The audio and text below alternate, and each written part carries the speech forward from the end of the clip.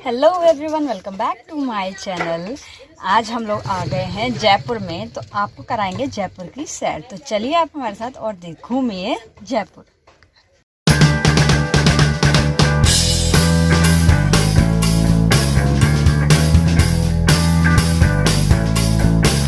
और अभी हम लोगों ने टैक्सी कर ली है और आप यहाँ पे आए तो आप टैक्सी कर सकते हैं। आपको एक दिन में वो टैक्सी घुमाती है जितनी भी जगह है फेमस वहाँ पे। तो ये भैया जी हमें बहुत अच्छी तरह बता रहे हैं, यहाँ के बारे में जानकारी दे रहे हैं। आप भी सुनिए पिंक सिटी की अच्छी अच्छी खूबियाँ।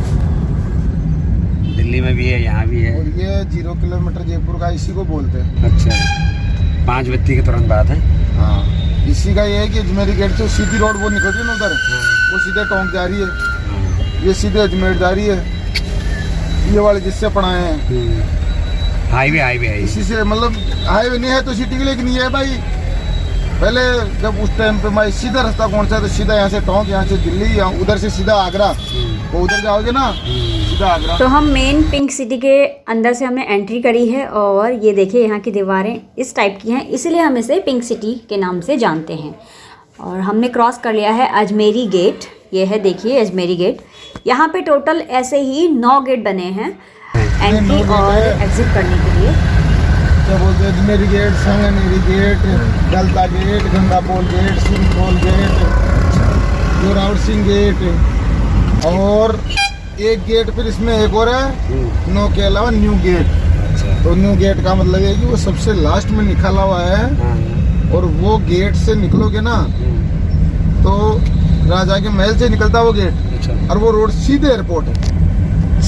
मतलब सीधे निकलते एयरपोर्ट, और सीधे एयरपोर्ट से निकलोगे तो घुस जाओ चाहे।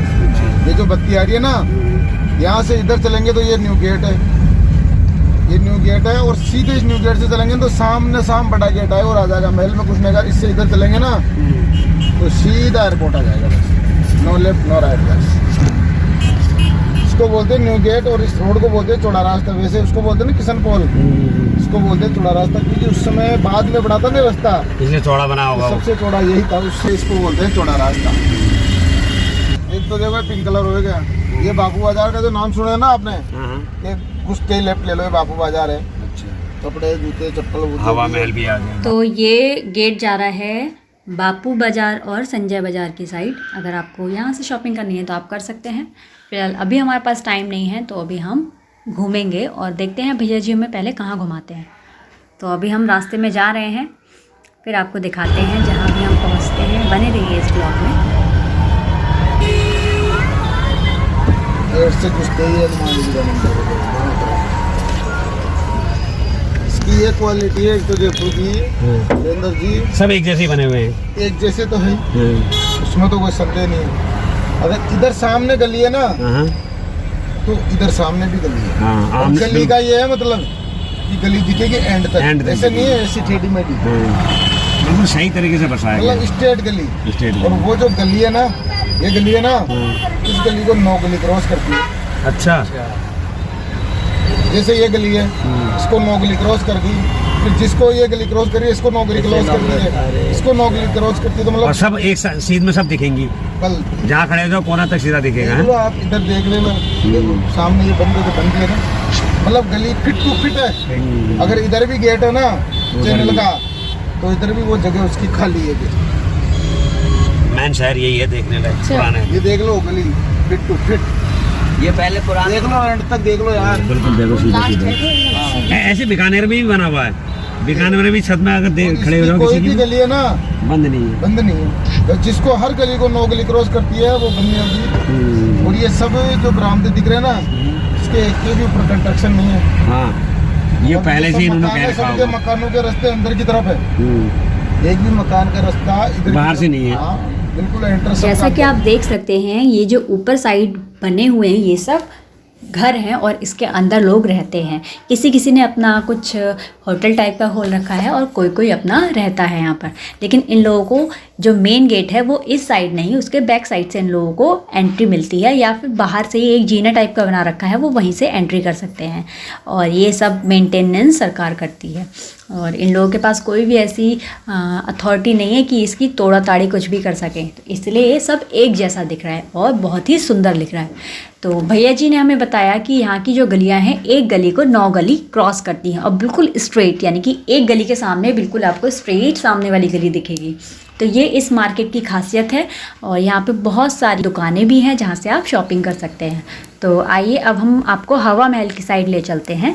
फ्रेंड्स, अगर आपको हवा महल में घूमना है तो आप शाम 6 बजे से पहले यहाँ का टिकट ले लीजिए और आप आसानी से घूम सकते हैं। लेकिन 6 बजे के बाद यहाँ की जो टिकट की डोर है वो क्लोज़ हो जाता है, और यही हमारे साथ हुआ।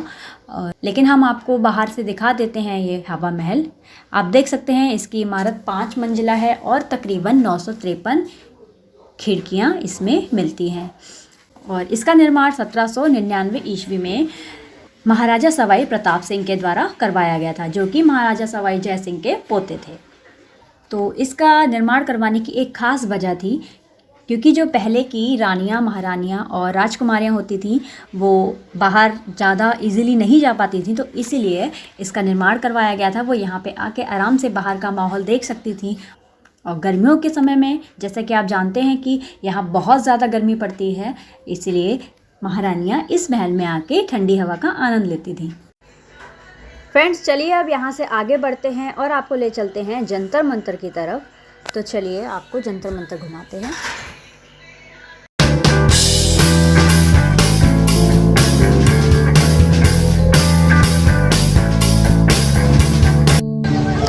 यहाँ से हम पूरा भी घूम के आए हैं। यहाँ से अभी जब हम निकले थे MI रोड पे थे, अजमेरी गेट हमने क्रॉस कर लिया, और ये हमने म्यूज़ियम भी देखा था, रास्ते में पड़ा था, और ये बीच में है चौड़ा रास्ता। इसी से होता है अब हम आए हैं। अब हम घूमेंगे यहाँ सिटी पैलेस और जंतर मंतर, और इधर है आपका हवा महल। ये सब अभी हमें देखना है। तो चलिए अब हम आपको दिखाते हैं अंदर। और सबसे पहले हम आ गए हैं जंतर मंतर। तो यहाँ से हम टिकट लेके एंट्री करेंगे जंतर मंतर के लिए। आप यहाँ से टिकट का प्राइस देख सकते हैं, और स्पेशली अगर आपके पास स्टूडेंट ID है तो आप उसका फ़ायदा भी उठा सकते हैं, क्योंकि यहाँ पर उसको मिलेगा 20 रुपीज़ का टिकट। तो आइए अब हम आपको ले चलते हैं अंदर की साइड जंतर मंतर में। प्राचीन खगोलीय यंत्रों और जटिल गणितीय संरचनाओं के माध्यम से ज्योतिषीय और खगोलीय घटनाओं का विश्लेषण और सटीक भविष्यवाणी करने के लिए इस अप्रतिम वेधशाला का निर्माण जयपुर नगर के संस्थापक आमेर के राजा सवाई जयसिंह द्वितीय ने 1728 में अपनी देखरेख में शुरू करवाया, जो सन 1734 में पूर्ण हुआ। तो आइए अब हम बताते हैं आपको यहाँ के यंत्रों के बारे में। तो एंट्री करते ही हमें मिल जाएगी ध्रुव दर्शक पट्टिका। तो सबसे पहले राजा ने इसी यंत्र का निर्माण करवाया था। इसकी हेल्प से हम नॉर्थ डायरेक्शन का पता लगा सकते हैं। तो यहाँ पर अब अपनी आइज पुट कीजिए और आपको डायरेक्ट नाइट में दिखेगा ध्रुव तारा, और जैसे ही हमें उत्तर की दिशा पता चल जाएगी उसी के हिसाब से हम सारी दिशाएं पता लगा सकते हैं। तो आइए अब हम आपको ले चलते हैं आगे नाड़ी वलय यंत्र की तरफ। जैसा कि आप देख सकते हैं यह है नाड़ी वलय यंत्र। ये दोनों सेम है, एक इसके अपोजिट साइड है और ये आपके एक सामने। तो दो यंत्र बनाए गए हैं यहाँ पर। एक यंत्र है उत्तरी गोलार्ध के लिए और इसके जो बैक साइड है वो है दक्षिणी गोलार्ध के लिए। तो दोनों की दोनों हमें करेक्ट पोजीशन बताते हैं सन की। अगर सन आपका उत्तरी गोलार्ध में होगा तो हम इस साइड वाले का यूज करेंगे, और अगर सन दक्षिणी गोलार्ध में होगा तो हम इसके बैक साइड वाले यंत्र का यूज करेंगे। इससे हम सन की डायरेक्शन और करेक्ट टाइम फाइंड कर सकते हैं। लेकिन पूरे साल में 2 दिन ऐसे होते हैं, 21 मार्च और 23 सितंबर, जिस दिन इन दोनों यंत्र का यूज नहीं हो पाता है, क्योंकि उस टाइम सन करेक्ट इक्वेटर लाइन पे होता है, इसलिए हम इन दोनों का यूज नहीं कर सकते हैं। उसके लिए राजा ने अलग से एक क्लॉक बनाई है, हम उन 2 दिन के लिए उस क्लॉक का यूज करते हैं। तो आइए अब हम आपको ले चलते हैं आगे। ये देखिए, यह है जय प्रकाश यंत्र, जो कि राजा के नाम पर रखा गया है। जय और प्रकाश का मतलब सनलाइट। तो राजा के नाम पे ये यंत्र का नाम रखा गया। ये यंत्र 2 पार्ट्स में डिवाइड है, पार्ट ए और पार्ट बी। पार्ट ए का जो मिसिंग मार्बल है वो पार्ट बी में मिलेगा और जो पार्ट बी का मिसिंग मार्बल है वो पार्ट ए में मिलेगा। इसकी हेल्प से हम राशि का पता लगा सकते हैं। इसके बीच में आपको दिख रहा है एक वायर टाइप का, वो वायर कनेक्टेड है एक आयरन प्लेट से, तो वो प्लेट डिनोट करती है सन को। तो उसकी जो आपकी परछाई पड़ती है जिस पोर्शन में, तो उसके अकॉर्डिंग हम पता लगाते हैं कि सन का साइन क्या है इस टाइम, कि सन कौन सी राशि में है। यहाँ से हम राशि और लगन दोनों के बारे में पता लगा सकते हैं। और जब हमें लगन मिल जाएगा उसके बाद हम आते हैं अपनी राशि के यंत्र के पास। यहाँ उन्होंने 12 यंत्र बना रखे हैं अलग अलग, तो उस यंत्र के सामने हम जाएंगे और वहां से अपनी डिग्री को नोट करेंगे। जैसे कि अभी किसी बच्चे का जन्म हुआ है तो वो यहाँ से अपनी नक्षत्र के बारे में पता लगा सकता है। तो आई होप आपको ये समझ में आ रहा होगा। पहले के लोगों में इतना दिमाग हुआ करता था, तो देखिए उसका यूज हम अभी भी कर रहे हैं और आज तक वो कभी फेल नहीं हुआ। तो आई होप आपको ये वीडियो पसंद आ रही होगी। कैसी लग रही है प्लीज लाइक जरूर कीजिएगा। तो आइए अब हम आपको ले चलते हैं आगे। यह है सबसे बड़ी सूर्य घड़ी, जिससे हम 2 सेकंड तक का टाइम बहुत आसानी से पता कर सकते हैं। तो ये आप देख सकते हैं, इसका आकार बहुत बड़ा है ये, और इसकी ऊंचाई धरती से 90 फुट ऊंची है। ये देखिए, इसके भी 2 पोर्शन है। लेफ्ट साइड वाला मॉर्निंग वाला बताता है और राइट साइड वाला ये बता रहा है आपका आफ्टरनून टाइम। जैसे जैसे परछाई पड़ती रहती है हर एक पत्थर पे, उसी के अकॉर्डिंग टाइम आगे बढ़ता रहता है। तो ये सबसे बड़ी सूर्य घड़ी है जिसका नाम है सम्राट यंत्र।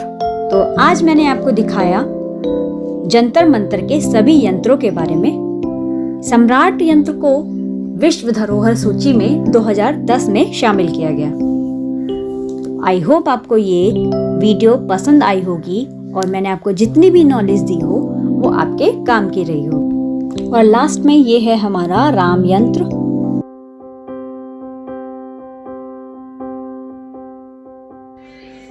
जंतर मंतर अच्छे से घूमने के बाद अब हम आपको ले चलते हैं आगे और देखते हैं कि आगे हम कौन से किले में चलते हैं। तो आप बने रहिए हमारे ब्लॉग में।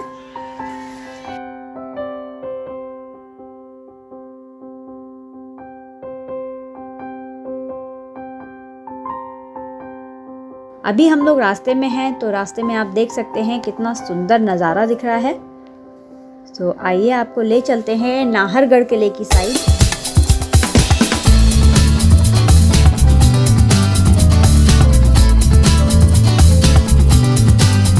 नाहरगढ़ किला काफी ऊंचाई पर है, तो हम लोगों को क्रॉस करना पड़ेगा। चलिए आप हमारे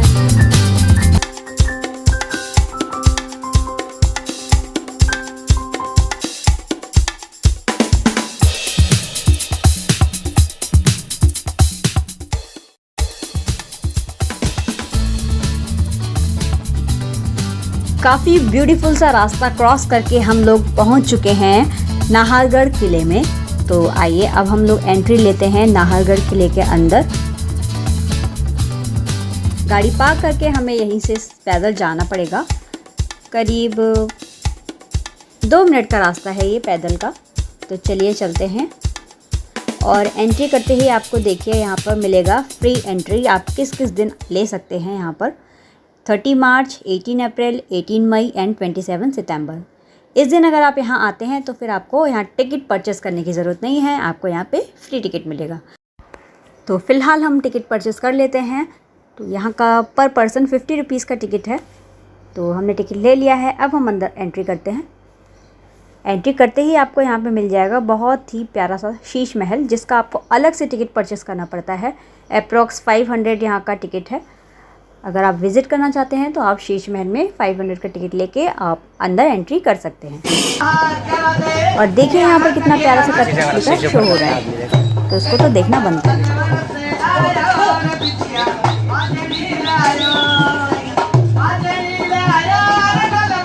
ठुमका मार रही है।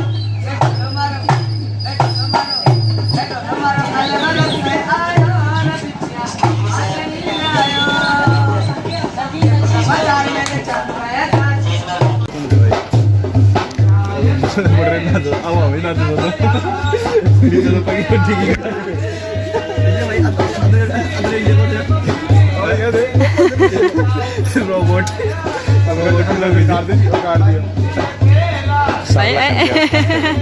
इतना खुश। अरे गजब। कलाकारी है यार। अभी हमने देखा था यहाँ पे कठपुतली डांस, तो अब मैं आपको दिखाती हूँ नीचे पूरा जयपुर सिटी। बहुत अच्छा व्यूज आता है वहाँ का, ये आपको दिखाएंगे, आप देखिएगा। Through Nahargarh palace.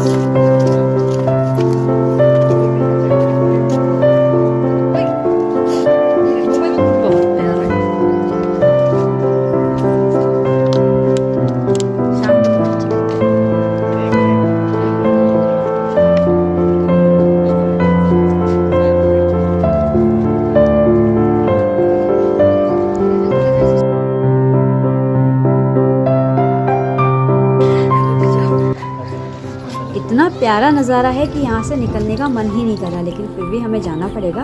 तो चलिए आपको ले चलते हैं अंदर की साइड और दिखाते हैं अंदर क्या है। चलेंगे जैसे तुमने देखिए, आपको भी दिखा दिया। देखिए इन पत्थरों को देख के मुझे अपने पहाड़ के गांव की याद आ गई। हमारे गांव में ऐसे ही पत्थर होते हैं। यहाँ जब भी आप ऐसे पैलेस में आओ ना, तो आपको फुल टाइम होना चाहिए। अभी हम लोग तो जल्दी जल्दी में आए हैं, एक दिन में हम लोग कितना घूम लेंगे। फिर भी हम लोग जो भी घूम सकते हैं वो हम दिखाई रहे हैं आपको।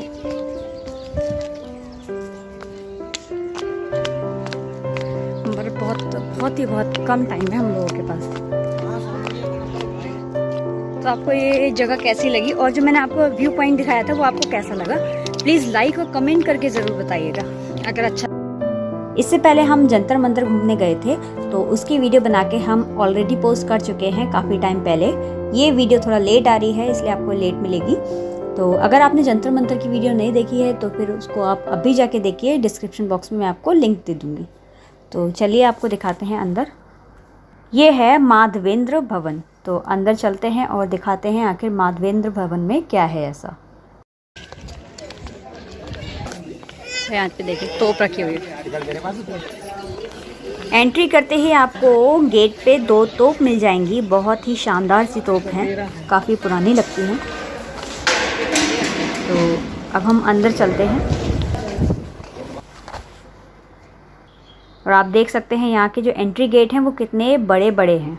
चलिए हम आपको अंदर चल के दिखाते हैं। यहाँ के राजा सवाई राम सिंह के 9 रानियों के लिए अलग अलग आवास खंड बनवाए गए थे, जो सबसे सुंदर भी है।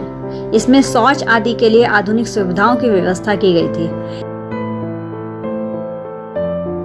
राजा की 9 रानियों के लिए अलग अलग रहने की व्यवस्था की गई थी, और आप देख सकते हैं सबके जो रूम हैं वो एक जैसे हैं। कितने सुंदर, और अंदर बहुत ही ज़्यादा ठंडक है इसमें। और सारी रानियों के लिए अलग अलग दासियां हुआ करती थी, जिनके लिए भी यहीं पर रूम है, और वो यहाँ पर रहती थी और रानी का ख्याल रखती थी। ये देखिए कितनी स्पेशल टाइप की यहाँ पे अलमारियां बनाई गई हैं सामान को रखने के लिए। लकड़ी के दरवाजे अंदर, लेकिन ठंडक बहुत है, ऐसा लग रहा है AC लगा रखा है। देखिए मैम यहाँ पे वीडियो बना रही हूँ।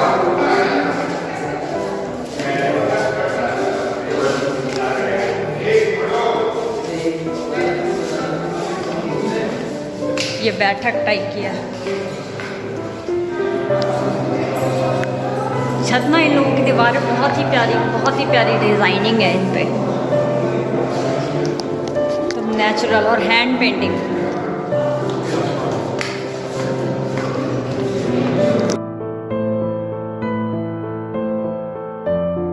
ये जो आप रूम देख रहे हैं ये है रानी का रूम। यहाँ पे रानी रहती थी, और इसके साइड में इनकी दासियों के रूम बना रखे हैं इन्होंने। और आप विंडो से बाहर का नज़ारा देख सकते हैं, कितना प्यारा दिख रहा है। यहाँ पे रानी बैठा करती थी और बाहर देखती थी। और ये चिमनी टाइप की बनाई गई है, यहाँ पे आग जलाने के लिए व्यवस्था है पूरी। तो बहुत ही ब्यूटीफुल रूम बना रखा है इन्होंने, काफ़ी सुंदर। तो आइए अब हम आपको आगे ले चलते हैं। क्या इस तरफ पधारें, पधारो थोड़ा सा इधर। यहाँ पर सीढ़ियाँ टाइप की बनाई गई हैं और हम चलते हैं ऊपर।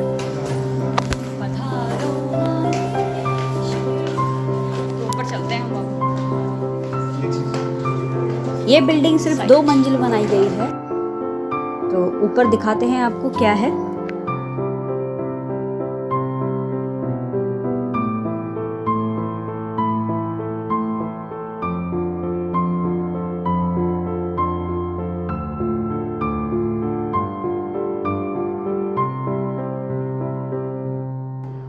यहाँ भी सेम उसी टाइप के रूम्स हैं, लेकिन यहाँ पे जो रूम्स हैं वो गर्मी और सर्दियों से रिलेटेड हैं। मतलब अगर आपको ज़्यादा गर्मी लग रही है तो फिर आप नीचे वाले रूम में जाइए, वहाँ पे बहुत ज़्यादा ठंडक हो रही है, और सर्दियों में आप यहाँ पे आराम से धूप सेक सकते हैं। और ये भी बहुत बड़ा हॉल टाइप का बना रखा है। देखिए आप कितना प्यारा यहाँ की डिज़ाइनिंग है, बहुत ही सुंदर। वाह, आपको कैसी लग रही है ये वीडियो? प्लीज़ लाइक, कमेंट और शेयर करके ज़रूर बताइएगा फ्रेंड्स। बहुत ही प्यारी डिज़ाइनिंग है, बहुत ही ज़्यादा प्यारी।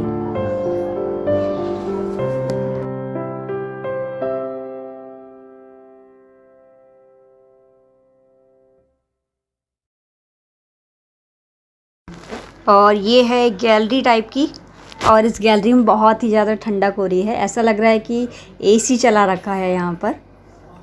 यहाँ से आप नीचे का नज़ारा देख सकते हैं। काफ़ी लोग घूमने आए हुए हैं आजकल। अभी तो मौसम फिर भी ठीक है, लेकिन अगर आप अब अप्रैल मई में आएंगे अगर राजस्थान घूमने, तो फिर आपको बहुत ही ज़्यादा गर्मी लगने वाली है। तो आप इस टाइम तो ना ही आएँ।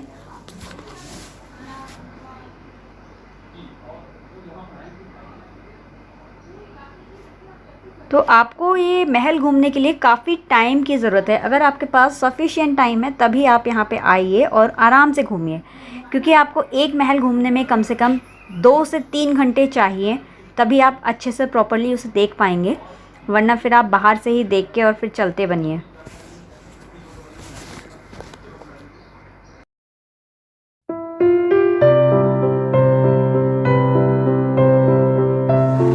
और अब हम चलते हैं बिल्कुल टॉप पे और आपको दिखाते हैं वहाँ से पूरा नज़ारा। ये देखिए कितना सुंदर लग रहा है। तो ये पूरी छत है यहाँ की, और काफ़ी गर्म हो रहा है ऊपर। तो ये देखिए पूरा पिंक सिटी का व्यू आप देख सकते हैं यहाँ से।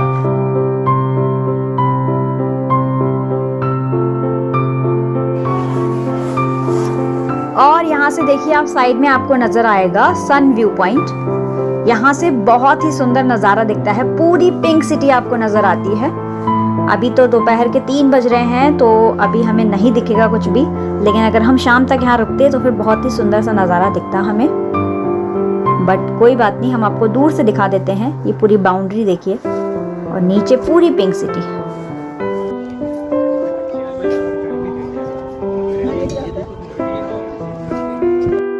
और देख सकते हैं आप कितना प्यारा नज़ारा दिख रहा है। वो सामने आपको दिख रहा है, यहाँ पर पूल टाइप का बना रखा है।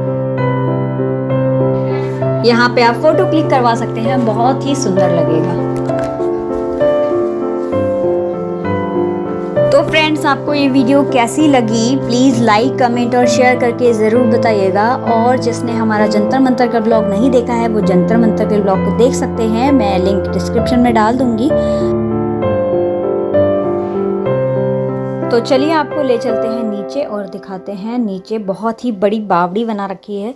बावड़ी मीन्स बहुत ही बड़ा पानी को स्टोर करने के लिए कुआं टाइप का बना रखा है, वो हम दिखाते हैं आपको नीचे चल के।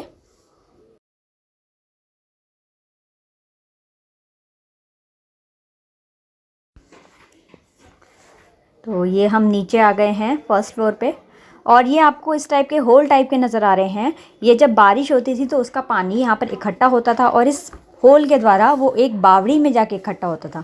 तो अभी हम आपको नीचे लेके जाते हैं बावड़ी की साइड। बहुत ही बड़ा कुआं टाइप का उन्होंने बना रखा है। तो पहले के राजा महाराजा लोग पानी की स्टोरेज करते थे वहाँ पर, और फिर बाद में उसको यूज़ करते थे।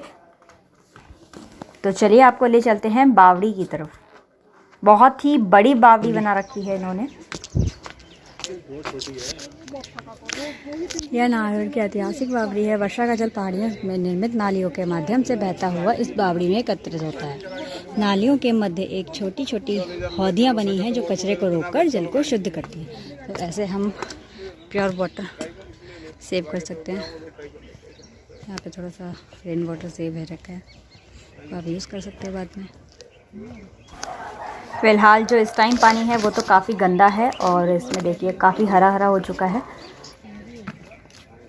लेकिन आप सोच सकते हैं कि अगर हमारे पास कभी वाटर नहीं हुआ, अगर हम इसमें इकट्ठा करना शुरू करें तो फिर बहुत ही काफ़ी पानी हमें मिल सकता है बाद में, जिसका हम यूज़ कर सकते हैं। बहुत ज़्यादा बड़ी बावड़ी है ये।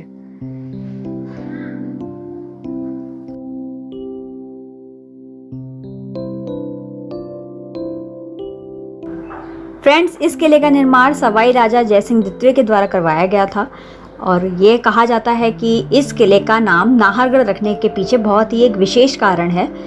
ऐसा बताया जाता है कि काफ़ी साल पहले जब इस किले का निर्माण करवाया जा रहा था तो फिर एक प्रेत आत्मा थी जो इस किले का निर्माण करने में अत्यधिक बाधा उत्पन्न करती थी और इस किले को वो बनने नहीं देती थी।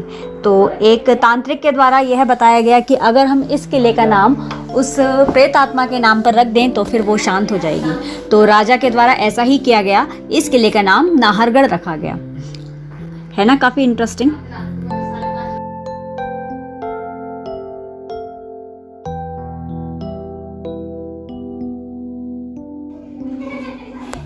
और इसी किले के अंदर बहुत ही सुंदर पड़ाव नाम का रेस्टोरेंट भी है जहाँ पे आप खाना खा सकते हैं। तो नाहरगढ़ दुर्ग बहुत अच्छे से घूमने के बाद अब हम चलते हैं आगे और आपको दिखाते हैं जल महल का व्यू। यहाँ से बहुत ही सुंदर सा जल महल का व्यू आता है। आप देख सकते हैं सामने जल महल दिख रहा है।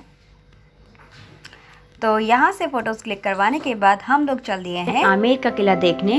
तो रास्ते में हमें मिला पन्ना मीना कुंड। तो चलिए आपको दिखाते हैं पन्ना मीना कुंड में ऐसा क्या है। तो आइए अब हम आपको दिखाते हैं आमेर का पन्ना मीना कुंड। तो देखते हैं यहाँ पे क्या है, किस टाइप का कुंड बना रखा है।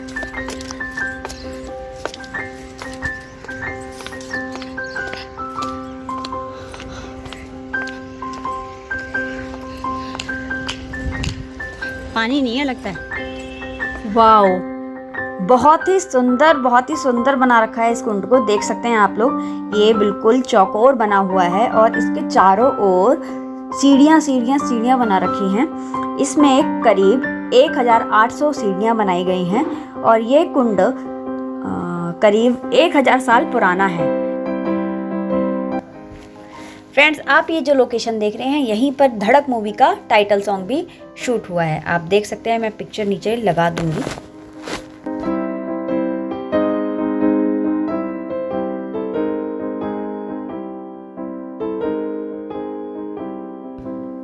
और यह कुंड आमेर किले से करीब 1 किलोमीटर पहले ही पड़ जाता है। तो आप जब भी आएंगे तो पहले आपको पन्ना मीना कुंड दिखेगा, उसके बाद आप आमेर के किले में जाएंगे। तो यहाँ पे सब लोग आते हैं और रुकते हैं और बहुत ही सुंदर से फ़ोटोज़ क्लिक करवाते हैं। तो यहाँ पर इन लोगों ने अपने फ़ोटोज़ क्लिक करवाने के लिए बहुत से राजस्थानी पोशाक रख रखी है। तो हमने सोचा आइए हम भी यहाँ पे राजस्थानी पगड़ी में फ़ोटो क्लिक करवाते हैं। तो यहाँ पे हम लोगों ने फ़ोटो क्लिक करवाई और बहुत ही सुंदर से फ़ोटोज़ आए हैं यहाँ पर। मेरा फ़ोटो सेशन हो गया है, अब आई मम्मी की बारी। और कमेंट में बताइएगा कि मम्मी पगड़ी के साथ कैसी लग रही हैं, अच्छी लग रही है ना। फ्रेंड्स, मैं आपको बताना चाहूँगी कि यहाँ पर धड़क मूवी का जो टाइटल सॉन्ग था वो यहीं पे शूट हुआ था और दबंग मूवी में जो चिंगम चबा के सॉन्ग था वो यहीं पे शूट हुआ था। तो बहुत ही प्यारी जगह है ये। तो आइए अब आपको आगे ले चलते हैं। तो आपको ये वीडियो कैसी लग रही है प्लीज़ लाइक कमेंट और शेयर करके बताइएगा। तो यहाँ से फ़ोटोज़ क्लिक करवा के हम लोग चल दिए हैं आगे और आपको आगे दिखाते हैं कि ये कुंड कैसा बना हुआ है आगे। तो पहले के लोग यहाँ से पानी पीते थे, बिल्कुल शुद्ध जल होता था, लेकिन आजकल ये बहुत ही ज़्यादा गंदा हो चुका है। तो सिर्फ ये विजिटिंग पैलेस के रूप में ही यूज़ होता है। तो आइए अब आपको ले चलते हैं आमेर किले की साइड और इनसे जो हमने कॉस्ट्यूम ली थी वो इनको वापस कर देते हैं। तो इन्होंने ये मुझे 50 रुपीज़ की पगड़ी और 50 रुपीज़ का अम्ब्रेला दिया था फ़ोटो क्लिक करवाने के लिए। हम लोगों ने फ़ोटो क्लिक करवा ली हैं, तो इन्हें वापस करके अब हम चलते हैं आगे।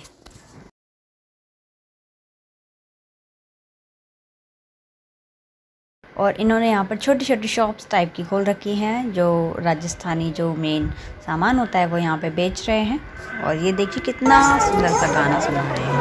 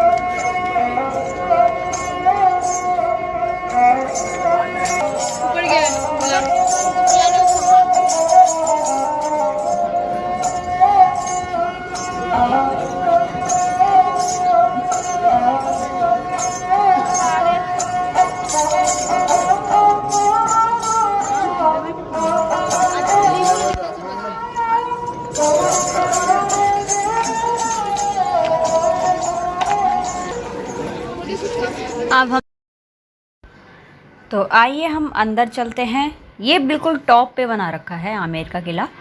ये अरावली पर्वत श्रेणियों पर बनाया गया है, तो ये एकदम चढ़ाई में है। आप यहाँ से आप वैसे मॉर्निंग में शायद हाथी भी जाते हैं, तो आप उसकी सवारी करके भी जा सकते हैं। फ़िलहाल अभी तो 3 बजे का टाइम हो रहा है। महल में एंट्री करते ही हमें ये सामने दिखेगा सूरजपोल गेट। यहाँ से राजा महाराजा इस महल में एंट्री करते थे, जो कि हाथियों के द्वारा आते थे। आज भी सुबह 11 बजे तक यहाँ पर हाथी आते हैं। तो चलिए हम आपको दिखाते हैं। यहाँ पर वीर फिल्म की शूटिंग भी हो चुकी है। यहाँ पर टोटल 4 कोर्टयार्ड हैं, जिसमें से हम नंबर 1 कोर्टयार्ड में अभी इस टाइम खड़े हैं। और यहाँ पर आपको साइड्स में जो शॉप्स दिख रही हैं, यहाँ से आप टिकट परचेस कर सकते हैं अगर आपको अंदर महल में एंट्री लेनी है तो। और वैसे भी आप अगर विदाउट एनी टिकट घूमना चाहते हैं तो यहाँ पर आप घूम सकते हैं बाहर। तो चलिए हम लोगों ने यहाँ से टिकट परचेस कर लिया है। अब हम आपको अंदर चल के दिखाते हैं। तो ये जो सामने आप पोल देख रहे हैं, ये है आपका सिंह पोल, यानी कि ये एक मेन गेट होता था किले में एंट्री करने के लिए। तो चलिए आपको एंट्री करते हैं और दिखाते हैं अंदर का नज़ारा। करीब 25 से 30 सीढ़ियाँ चढ़ के हम ऊपर आ चुके हैं और देखिए यहाँ से कितना प्यारा व्यू आ रहा है। और ये सिंह पोल गेट के बारे में कुछ बताया गया है आप। और अंदर आते ही हमें मिलेगा इतना बड़ा सा शीशम की लकड़ी का गेट। बहुत ही मजबूत गेट है ये। तो गेट से एंट्री करते हुए हम लोग पहुंच गए हैं 2nd कोर्टयार्ड में, जिसका नाम है दीवाने आम। तो दीवाने आम का मतलब जो कि आम जनता के लिए, यानी कि यहाँ के जो बाहर की आम जनता थी वो यहाँ पर आती थी और राजा सामने बैठा करते थे। वो राजा से अपनी प्रॉब्लम शेयर करती थी और राजा उनकी प्रॉब्लम्स का सॉल्यूशन बताते थे।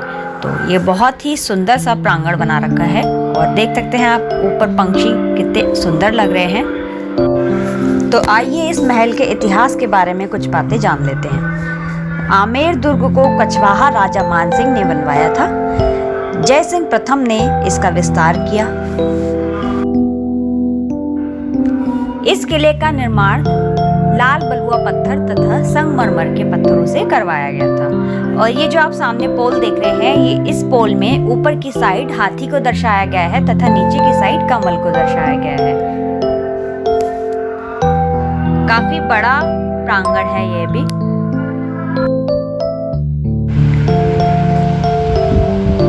दोस्तों यहाँ से आगे बढ़ते हैं तो सामने ही हमें नजर आ जाता है गणेश पोल। आप देख सकते हैं सामने बीचों बीच गणेश जी की प्रतिमा बनाई गई है, इसीलिए इस दरवाजे का नाम रखा गया गणेश पोल। और इसी के जस्ट ऊपर आपको दिख रही होगी छोटी सी खिड़की है, जहाँ पर रानी बैठती थी, और जब राजा युद्ध से वापस आते थे तो राजा नीचे खड़े होते थे और रानी ऊपर से उनके स्वागत में फूल बरसाती थी और उनका वेलकम करती थी। तो चलिए चलते हैं दीवाने खास की तरफ। और आप देख सकते हैं गणेश पोल के ऊपर बहुत ही सुंदर सी चित्रकारी की गई है, जो कि रियल वेजिटेबल्स और रियल फ्लावर्स का यूज़ करके की गई है। और आप देख सकते हैं ऊपर कितनी प्यारी सी डिज़ाइन बना रखी है। ये सब नेचुरल कलर्स के यूज़ करके बनाई गई है। तो यहाँ से हम लोग होते हुए चलेंगे दीवाने खास की तरफ।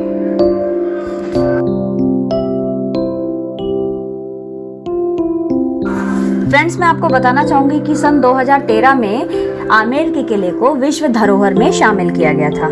तो आइए आपको ले चलते हैं दीवाने खास में, जो कि रानियों के रहने का स्थान था। यहाँ पर मेन बना रखा है शीश महल। तो ये देख सकते हैं आप, ये है शीश महल, जो कि सिर्फ और सिर्फ कांच का यूज करके बनाया गया है और संगमरमर के पत्थर। और यहाँ पर रानी और राजा यहाँ पर रहा करते थे।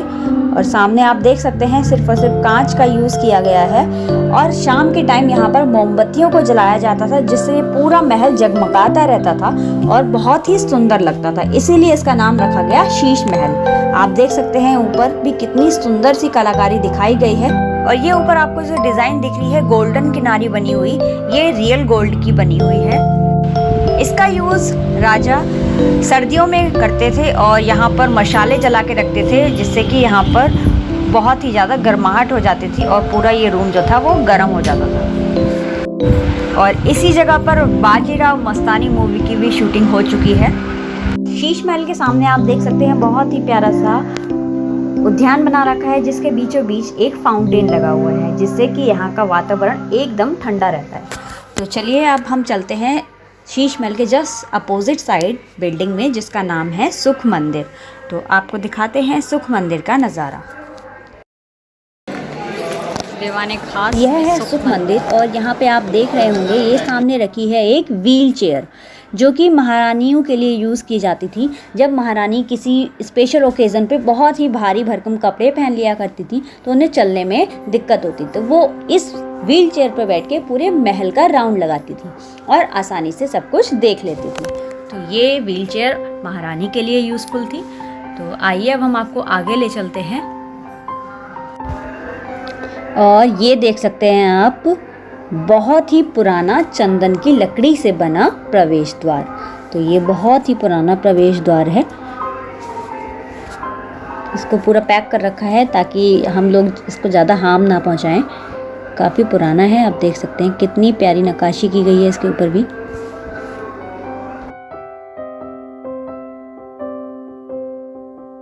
ये सब देखने के बाद अब हम चलते हैं आगे। यहाँ इस साइड में देखिए आप, गैलरी टाइप की बना रखी है। तो चलिए गैलरी में से होते हुए हम अंदर चलते हैं और देखते हैं अंदर क्या है।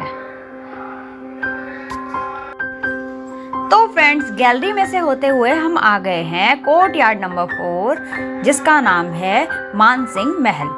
तो आइए आपको दिखाते हैं मानसिंह महल की कुछ खासियत। इस महल का निर्माण राजा मानसिंह के द्वारा करवाया गया था और राजा मानसिंह अकबर के प्रधान सेनापति भी रह चुके थे।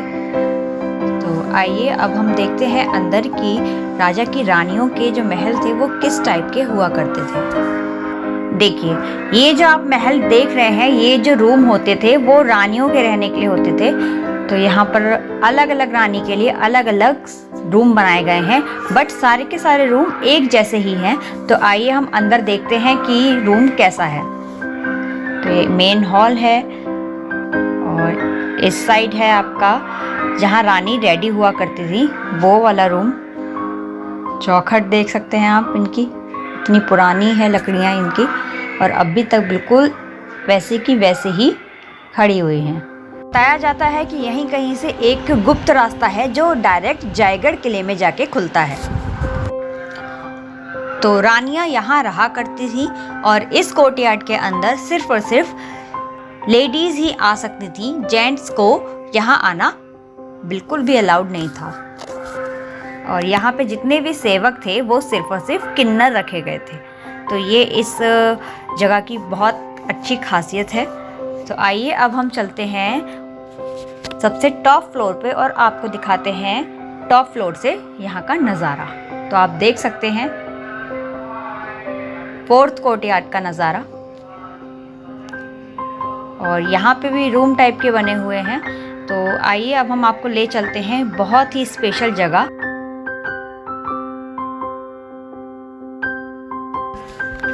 और उससे पहले आप ये देखिए, आपने आजकल अभी देखा होगा रिसेंटली एक लिम्का का न्यू ऐड आया है, वो इसी गैलरी में से होते हुए दिखाता है वो पूरा scene.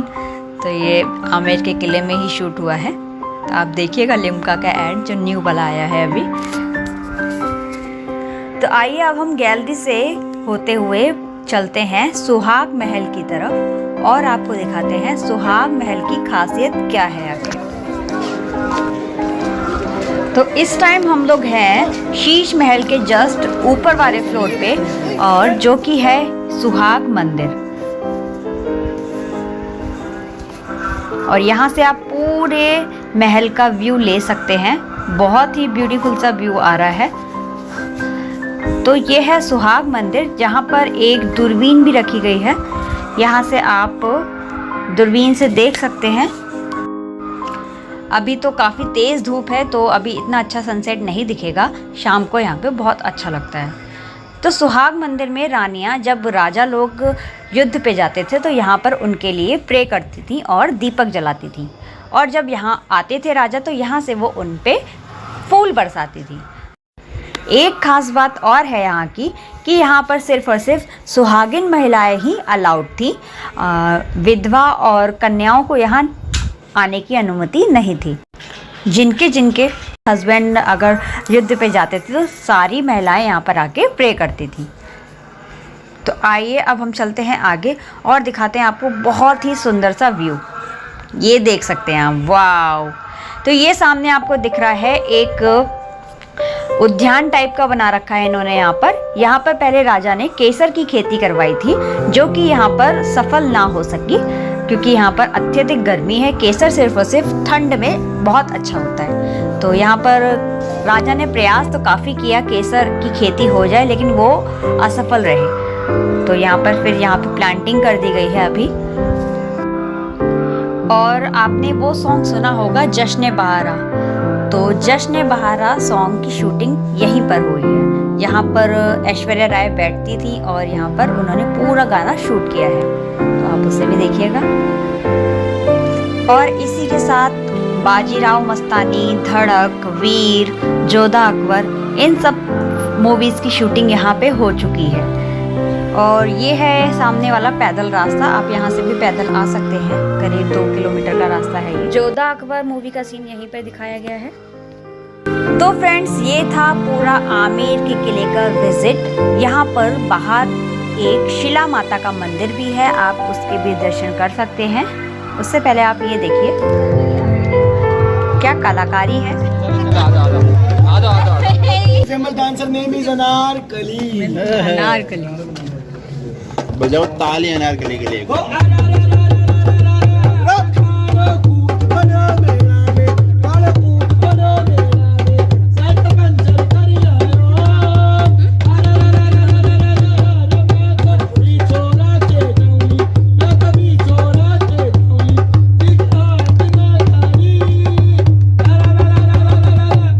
This is a belly dance, look like Indian Shakira.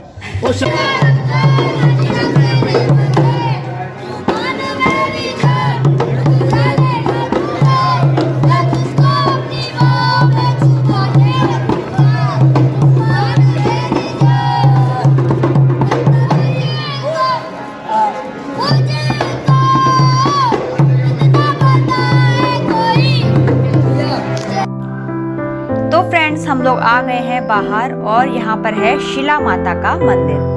तो आप शिला माता के दर्शन जरूर कीजिएगा। ये काली माता का ही रूप है। तो हम लोग अभी अंदर दर्शन करके आते हैं। और फ्रेंड्स, हम लोग शिला माता के मंदिर के दर्शन करके आ चुके हैं। आप देख सकते हैं एक दिन में हमने कितने महल घूम लिए हैं। अगर आप भी आना चाहते हैं तो एक दिन में आसानी से घूम सकते हैं। तो आइए अब हम चलते हैं आगे और दिखाते हैं आपको नीचे का नज़ारा। यहाँ से नीचे उतरते ही हम चलेंगे जल महल की तरफ और आपको दिखाते हैं जल महल का व्यू जो हमने आपको दूर से दिखाया था। तो हम पहुँच चुके हैं जल महल। आप देख सकते हैं सामने जल महल है। यहाँ पे फ़ोटोशूट भी चल रहा है। अगर आप फ़ोटो क्लिक करवाना चाहते हैं तो आप आसानी से यहाँ पे करवा सकते हैं।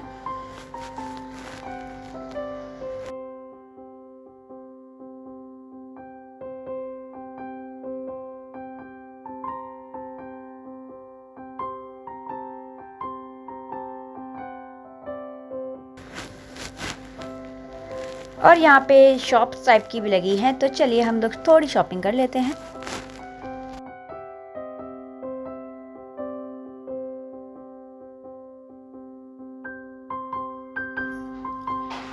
यहाँ पर ढेर सारे की रिंग्स हैं जिनमें सभी में राजस्थानी टच दिया गया है। और मुझे माता रानी का स्टैचू दिखा जो बहुत ही प्यारा था, लेकिन इनसे प्राइस पूछा तो ये लोग बोल रहे हैं 600 रुपीज़, काफ़ी महंगा दे रहे हैं ये। और मम्मा को गणेश जी पसंद आए, बहुत ही प्यारे से, लेकिन मैंने यहाँ से ले लिए हैं ये बैंगल्स। मैंने बैंगल्स लिए हैं, बहुत प्यारे हैं। तो ये सब हैंडमेड हैं बेडशीट्स। ये मंदिर है देखिए, और ये भगवान जी का मंदिर, ओम नमः शिवाय, गुप्तेश्वर महादेव।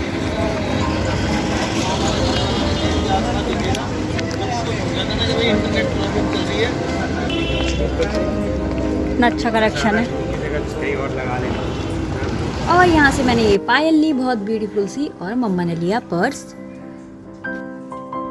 तो जयपुर के बहुत ही फेमस प्लेसेस में घूम के और शॉपिंग करके हमें बहुत अच्छा लगा। आपको ये ब्लॉग देख के कैसा लगा प्लीज़ लाइक कमेंट शेयर करके ज़रूर बताइएगा। और जो मेरे चैनल पर पहली बार आए हैं वो चैनल को लाइक ज़रूर कीजिए और सब्सक्राइब ज़रूर कीजिएगा। मिलते हैं आपसे नेक्स्ट ब्लॉग में। Bye bye, see you soon.